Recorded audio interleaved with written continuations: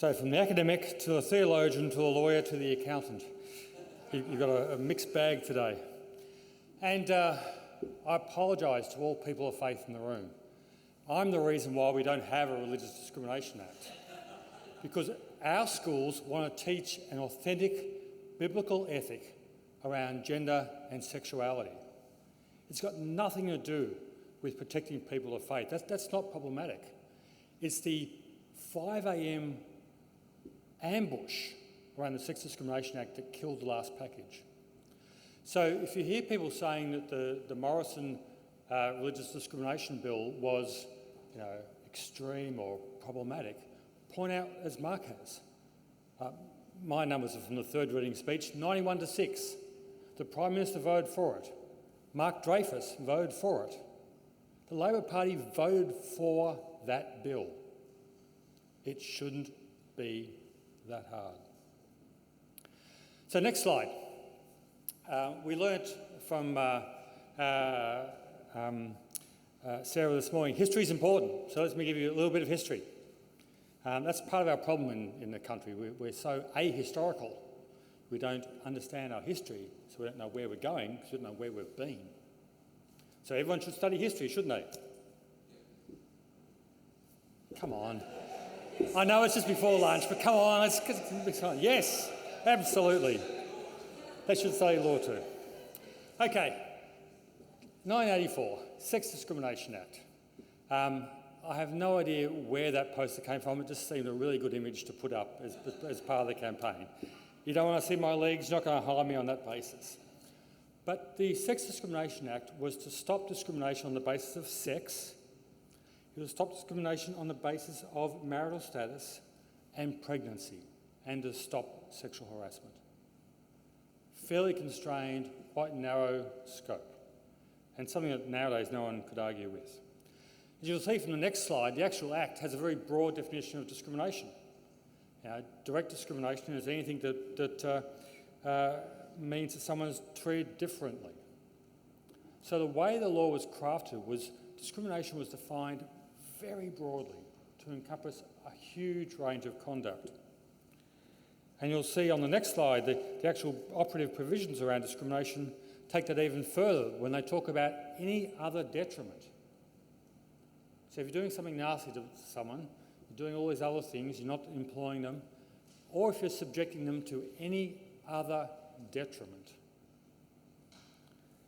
Now, there was some discussion around of course it was in Victoria, in a tribunal decision down there around schools and headscarves and all sorts of fun things, where one of the tribunal members commented that having to go out of your way, drive out of your way to drop your kids off to school was a detriment. Or not being at the same school as their cousins was a detriment. So the bar is quite low here. This is a massively broad and encompassing piece of legislation in terms of the actions it covers. Noting, of course, that I'm not a lawyer, this is not legal advice, and everything I'm saying is probably wrong, but I'll get away with it. Okay, so broad range of conducts prohibited. So when you're looking at exemptions, you've got to have a broad set of exemptions as well. And there is a typo on this slide. In the version you'll get afterward, the event in the PDF, you'll get it's fixed. The Section 38 exemptions are equally broad. They apply to religious bodies. You've got to have say, doctrine, stance, beliefs. You've got to believe something. You've still got to act in good faith. So under the current exemptions, you can't just be capricious about what you're doing. And you've also got to, that wonderful phrase, avoid injury to the religious susceptibilities of adherents of that religion or creed.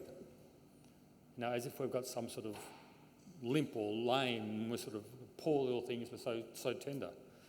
We've got to avoid injury to them. But there is a sense of you've got to do things in a fair way, in good faith, and it's got to have a religious basis to it.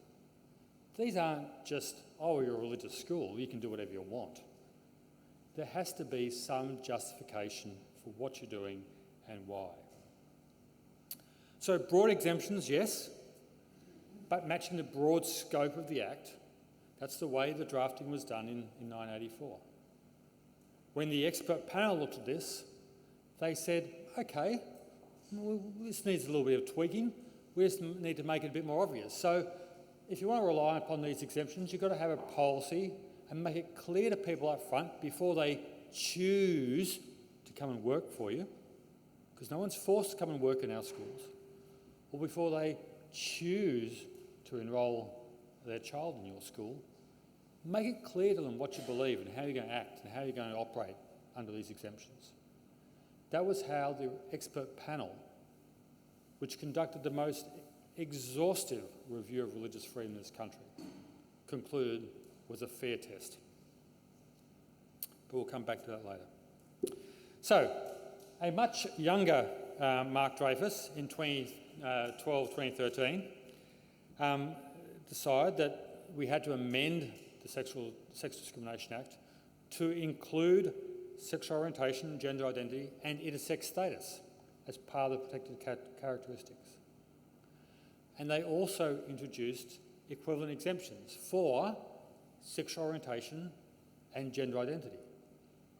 There was no call from faith groups to have that Section 38 exemption extended to intersex status. That's a clear range of biological conditions, very, very rare. And there was an understanding, well, that's not a matter of faith or doctrine or behaviour or morality. These are people with medical conditions that need to be protected and probably would have been under the Disability Discrimination Act anyway. So, again, faith groups responding sensibly to what was in front of them and having a balanced set of proposals. At the same time, the amendments actually removed, if you go back to that previous slide, they removed the definition of man and woman from the Sex Discrimination Act. So yes, you can legitimately say that Mark Dreyfus wrote out from the Sex Discrimination Act the term woman. I know some people have made that point. So all this is happening against the background of a bit of a debate that was going on in the country. If you're younger, you might not remember it. It was around this thing called same-sex marriage. And you'll see on the next slide, there was 23 bills introduced to federal parliament in the lead up to the Australian Marriage Law Postal Survey that tried to change the definition of marriage. 23 bills. That's where all the activist attention was on. That was their main game. That's what they were seeking as their priority, to change the definition of marriage. And then, of course, it changed. So what happened next? Well, the next slide will show you what's happened next. And this is an extract from Equality Australia's strategic plan, which they've been very open, very upfront. They've got up on their website. With same-sex marriage out of the way, what are they going to do? They're going to seek to remove religious exemptions in federal and state discrimination law. That's their main aim. So when we're talking about having a different cultural context, as John was mentioning, this is why. Same-sex marriage is out of the way. This is now the priority for LGBT activist groups. The second thing they're going to do was the conversion practices laws around the country, and we've seen that as well. So post same-sex marriage, this is when the lies started. If you go to the next slide, we had the claims of expulsion of LGBT students from Christian schools around the country. Politically weaponised, all part of the Wentworth by-election. These claims were made. They've never been supported. They've never been justified. They've never been documented because they don't happen. We simply don't expel kids purely on the basis of their sexual orientation and gender identity. Every time that we've had a claim made around that sort of thing in relation to our schools, a student may have been expelled who is gay. They've been expelled for normal disciplinary reasons. All we're seeking is to be able to apply the same standards across all students and not give students a free pass simply because they hold a protected attribute. So the debate shifted from same-sex marriage to protecting gay kids. And it became a battle of principles, religious freedom and these fundamental human rights with very emotional narratives. That photogenic child who claims that they had a hard time at school. Now, let's be clear, no child should be bullied for any reason at any school. But let's also not get some utopian fantasy that we can protect every child and every child is going to have a perfect schooling experience. Did anyone here have a perfect 13 years at school? I'm waiting for all the hands to go up. Oh, Jim, there's always one, isn't there? Jim Wallace had to be. Wouldn't have been had one of our schools in his day, but anyway. I mean, the reality is we all have good times and bad days. Now I was at a recent event with an LGBT activist, and he's documenting on his blog his experience at a boarding school in Queensland. And it was horrific. What the bullying he was subject to was horrific. It's totally inexcusable. But I know the same things have happened to other people in government boarding schools as well, and in other schools over the years. That's not okay, and we need to address that. And schools are taking much better steps to address that now. But that doesn't meet the narrative.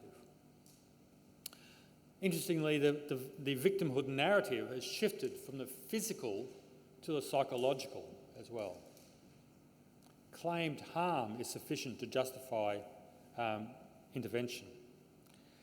At the same discussion just last week at a university in Canberra, we were having a panel session with myself and this gay activist and another Christian philosopher, academic. And I said, well, no, we don't expel gay kids. And the LGBT activist said, well, that's not what it's about. It's about mistreatment. What do we mean by mistreatment? Anything that allows them to, or gives them a reason to think themselves that they're being harmed. That's the justification. That's the low bar we're dealing with now. Okay, so that's the political context behind it. Then we've heard a little bit about the Law Reform Commission already. And I'll refer to my learned friend, Associate Professor Neil Foster, in his blog, which if you're not subscribing, you should subscribe to that and get some great commentary on law and religion in Australia. I mean, the title of the Law Reform Commission report was Maximising Religious Freedom. As Neil says, far from maximising human rights, the report, as expected by those who spoke to some of its researchers, would have the effect, if adopted, of seriously impairing the operation of faith-based schools around the country. Now, our organisation and the other large Christian schools organisation in the country, the Australian Association of Christian Schools, we didn't actually make a submission to the inquiry. When we saw the consultation paper, we knew the cards, the deck was stacked against us. We couldn't actually think how we were going to get any sort of balanced response from that consultation paper. And it gave me the great joy of sitting there on weekends and actually having weekends and doing relaxing things, knowing that other people were working hard to make extensive submissions to this inquiry. It's a pleasant change from doing things over Christmas holidays in this area, which is when they normally expect you to work on religious freedom issues. It was a report that was going to be devastating for faith-based schools around the country. And then, as we've had Mark mention, within a matter of weeks after the report was formally released by the government, we had Justice Rothman on the next slide. At the distinguished Notre Dame Australia, the oldest Catholic law school in Australia, I believe, making his comments around what he thought he would have rather have done. If there were any vestiges of legitimacy around that report left, that's taken them away, surely. When the supposed author says it's a bodgy report, that's a fairly damning indictment. Bodgy being my non-legal term, of course. So at the same time as all this is happening, our schools are growing. And if you see on the next slide, our schools are growing because parents are wanting traditional Christian values and beliefs. So we did a survey, over 8,500 responses across parents in our schools, more than 100 schools across Australia. 74% of those responses indicated that parents thought it was very or extremely important, the teaching of traditional, that's a very important word, traditional Christian values and beliefs. Parents are coming to our schools because they want what we're teaching. See on the next slide, we're actually providing a quality education. On the left, the Carter's Education Survey Australia showed the contribution of our schools to the common good. One of the results from that survey shows that our students from a Christian school, have a sense of meaning, purpose and value when they come out of our Christian schools.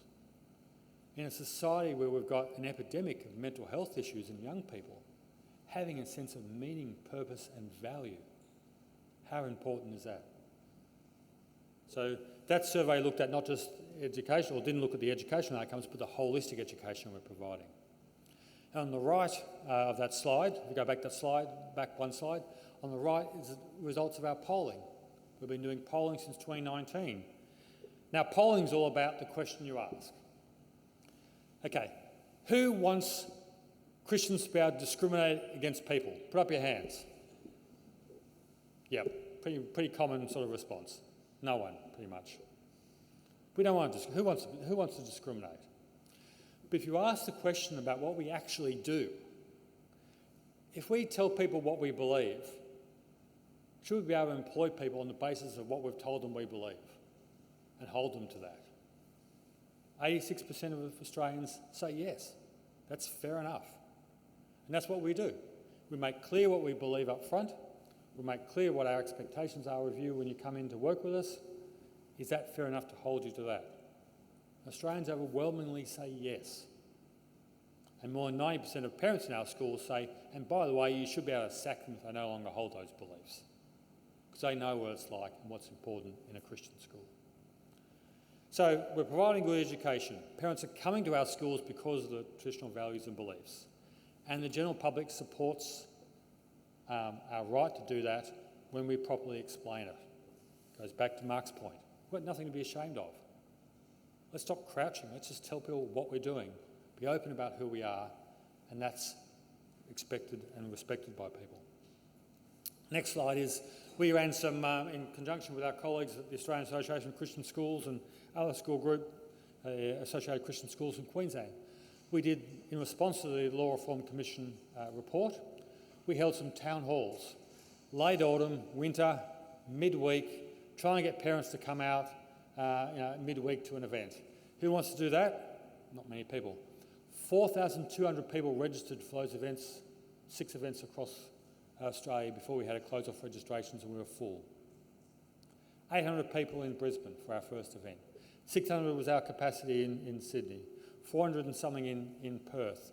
Over 1,000 people in Melbourne. Melbourne does football. It's a footy crowd. They came out. Everyone comes out of Melbourne. They'll go to anything. 2 flies calling up a wall. They'll come and watch and probably bet on it as well. 4,200 people represented. 3,800 postcards. We got people to sign who came along to the Prime Minister saying, hang on, you promised people of faith wouldn't go backwards. Make sure you do it, please. Delivered that to the Prime Minister's office. They were so excited when we walked in with these bucket loads of things. Hi, here's some correspondence for you. You've got to log all that, by the way, and put it in your system. They just really love that. So we're now at the stage where we want a positive right. That's what Justice Rothman has said we need. That's what Justice Derrington, the previous Law Reform Commissioner, also said. We're not making this stuff up. Jurists, eminent jurists who have looked at these issues have said this is what's needed, this is what's fair, this is where the balance should be drawn. We just need to get the governments to draw it there. Faith leaders, assisted by a number of people in this room, have spent enormous time, energy and resources to look at international law. Look at international law, where international law draws the line between balancing protected rights and saying, okay, what's fair? How can we do what we need to do under international law? How can we get a fair balance? It doesn't give carte blanche to faith-based institutions. It deals with these things fairly, trying to protect everyone in an even-handed manner. And it looks like having a set of, as we've got up on the screen, allowing faith-based institutions to act in good faith in accordance with their beliefs in relation to conduct that threatens to undermine the religious character and ethos of the institution. If we can't hold to our religious character and ethos, why bother? We've got lots of other things we can do with our time. Protect our ability to teach in accordance with our beliefs. Again, if we can't teach our beliefs, what's the point? And simply striking out some of these sections of the Sex Discrimination Act, these exemptions, because of that any other detriment phrase, was well and truly established back in 2018, would actually impact our ability to teach what we believe. So we need to have that protected. And we need to make sure we can require staff to adhere to and conduct themselves in a manner that's consistent with those beliefs. We don't want hypocrites in our schools. And frankly, we don't want people who are hiding a secret life in our schools, who live one way on the weekend and then come to work on Monday and want to act very differently. That's not just not fair to us, it's really cruel for them as well. We want people to be able to bring their whole person to work, to come in on Monday morning. What do you do on the weekend? Oh, Sunday we went to church. I went out with my family. I actually had this conversation with a gay politician. I said, you wouldn't want to come into the Parliament on Monday and not be able to talk about your weekend with your partner? We don't want teachers to do the same in our schools. We want people who can live that authentic life. Friday, Sunday, Monday, Tuesday. Not just what happens in the pulpit on Sundays, but what happens in the classroom on Mondays. So we've had radio silence, as Mark's pointed out. So we established a website, mychristianschool.au, to share some of the positive stories about what's happening in our schools. One of the things that we go in and we go to Parliament and meet with MPs, they don't understand what Christian schools are like. They've had law reform commissions saying to them, well, you don't need to be a person of faith to teach maths or to be a gardener or to be a science teacher. They have a perception of what it's like to be in a school. They're not actually being there, they're just lawyers and academics and bureaucrats. But they can somehow know that in our schools, you just need to be a Christian to be a chaplain or maybe the principal, but no one else needs to be a person of faith. That's what they presuppose, that's what they presume, that's what they're going to force on faith-based schools if their laws come true. So we've got all these stories about how that's not true.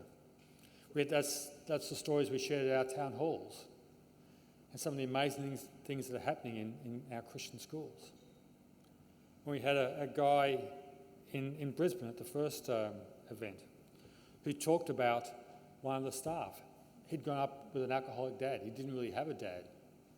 One of the staff members of his Christian school felt compelled by God to be this guy's father. He was a father to him all through school. This guy's now got a construction company, and he just witnesses and evangelises and disciples all these tradies. He's now a father to them. Had this story of a young girl in Perth who was raped at knife point as a young girl. Spiralled into depression, drugs, alcohol, in and out of psych wards. And she shared that this year at Easter she was baptised. The previous year at Easter she was in a psych ward. We have an amazing God, don't we?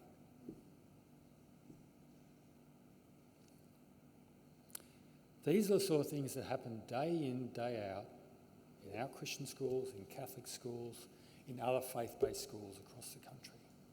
Why mess with this? If you want good for our society, why mess with this? Let us keep doing this stuff. Let us keep having this impact on the next generation. To do that, we need your help. Everyone's got a QR code, so here's my QR code. Get out your phones, take a photo, go along to the website, subscribe to our newsletters. We try to send them out as little as possible. We know everyone gets enough newsletters, but politics is a numbers game. And the more people we have subscribed, the more people we can tell the government we've got on our list, the more people who can take action around this thing. It's the only thing that's going to get traction down in Parliament House. Go onto the website and read some of the stories. Look at some of the videos from our town hall events, some amazing testimonies of God's goodness. As many as possible if you can sign up. And that's what's going to help us to continue to do the things we're doing in our schools. And our final slide. It's not just us doing this work. It's Freedom for Faith and the great work they're doing. Their website or the Contact Your MP website, if you haven't already done so, get along to there. Take action. We're all trying to make it as easy as possible for you to take action and to have your voice heard. And as Mike said on that Contact Your MP website, politicians only know what matters when we tell them. Does this matter to you? And I'm probably preaching to the converted here because you've come along to this conference. So does this matter to your friends?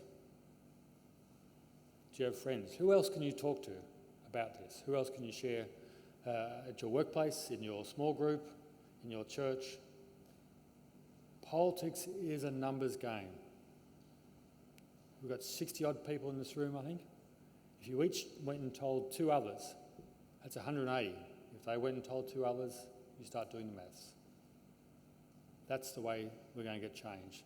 That's the way we're going to get religious freedom protected. And that's the way our schools are going to be able to continue to do the wonderful things we're doing. And I hope we can continue to do into the next generation.